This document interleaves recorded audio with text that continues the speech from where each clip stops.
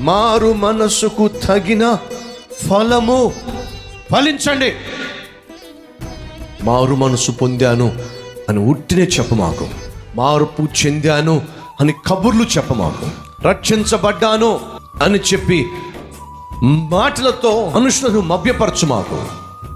Bible ఏమంటుందో తెలుసా? నువ్వు మార్పు చెందినట్లయితే, నువ్వు రక్షించబడినట్లయితే, నువ్వు తిరిగి జన్మించినట్లయితే ఫలమేది? ఫలము చూపించు.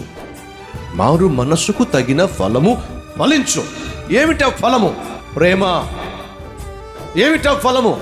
సంతోషము, సమాధానము, దీర్ఘశాంతము, దయాలుత్వము, మంచితనము, విశ్వాసము, సాత్వికము, ఆశా నిగ్రహము ఫలించు.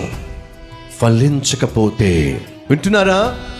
ఫలించకపోతే ఇదిగో గొడ్డలి చెట్ల వేరున ఉంచబడి ఉన్నది. ఫలింపని ప్రతి చెట్టును ఏం చేస్తాడట దేవుడు?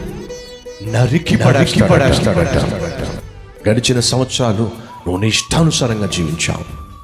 భక్తి ముసుగులో ఎన్నెన్ని పాపిష్టి పనులు చేశావు. దేవుడు అంటున్నాడు, మారు మనసు పొందావా? అయితే ఫలము చూపించు.